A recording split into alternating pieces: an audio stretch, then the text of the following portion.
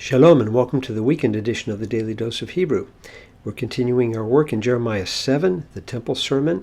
We're looking today at verse 9. You may recall in verse 8, the Lord, through Jeremiah, was calling his people out for trusting in words of the lie, which are of no benefit whatsoever. And here he's going to begin explaining why that is the case. Let's go ahead and read this verse in Hebrew as we get started.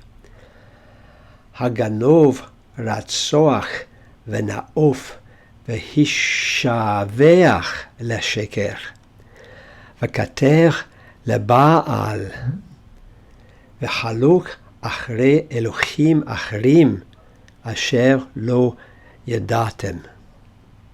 So we start with this hey at the beginning, which is a hey interrogative. If we were writing in Spanish, we'd put that upside down because it's going to indicate we have a question that's coming out here. And then, I don't know if you can see the vowel pattern that's developing, especially for these first three words, but you have this comets with an O vowel after the second consonant. This is the vowel pattern of an infinitive absolute. It's hard to write with these little pens. Infinitive absolute, and actually you're going to have a whole series of them here. So this is infinitive absolute. This one is a cow. And ganov means to steal.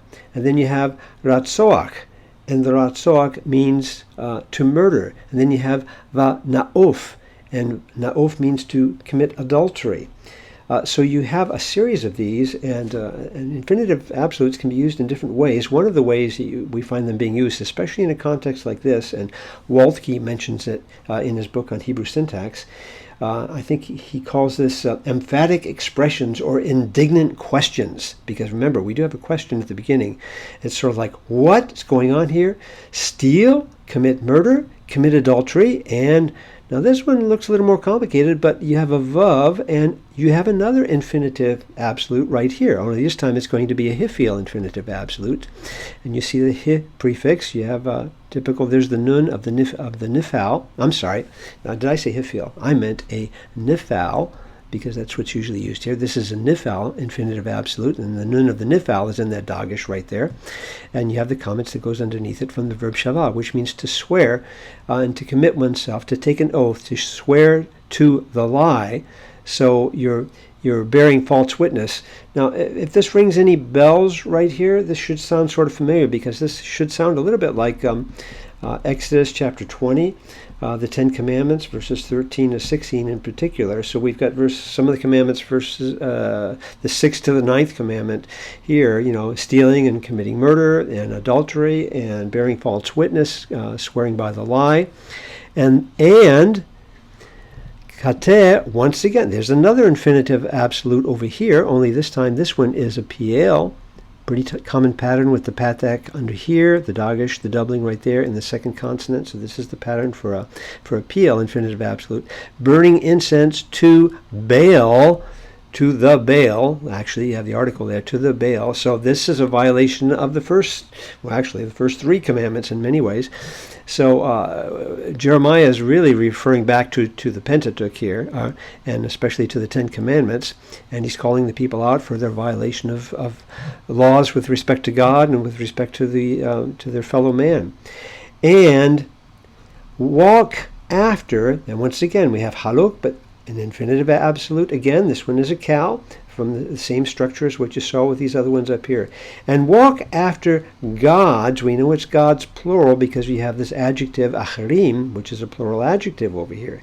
And walk after other gods which you did not know is your negation, and this is just a perfect. This is a perfect, of course. So this is a 2MP, and it's a cow from our verb yada, which you did not know or you have not known.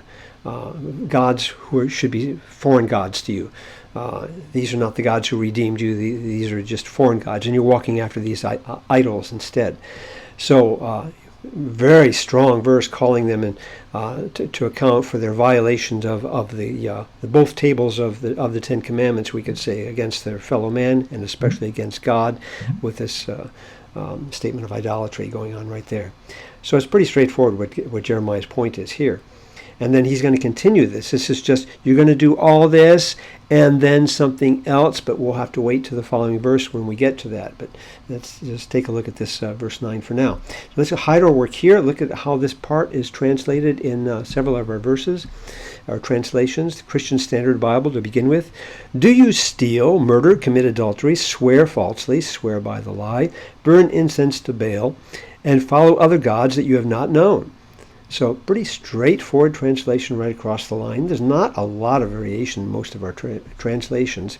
The New Jerusalem Bible, steal, would you? I actually like that. It's kind of picking up this interrogative at the beginning, but with a very strong, underlining the emphasis that's coming across here. Steal, would you? Murder, commit adultery, perjure yourselves for swearing by the lie. Perjure yourselves, burn incense to Baal, follow other gods of whom you know nothing? ?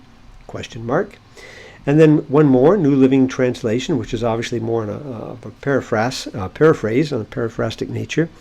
Do you really think you can steal, murder, commit adultery, lie, and burn incense to Baal, and all those other new gods of yours, new gods for gods you have not known, ... and then think, which we will find when we get to the following verses. God has seen all that's going on. God knows their hearts. He knows what's going on the outside. He knows what's going on the inside. And this is something which he will not tolerate. And Jeremiah is very direct in calling them out for that. Well, we'll watch how this argument is going to unfold in the following verses. So check back with us soon as we work through this very powerful text in the weekend edition of the Daily Dose of Hebrew. Shalom.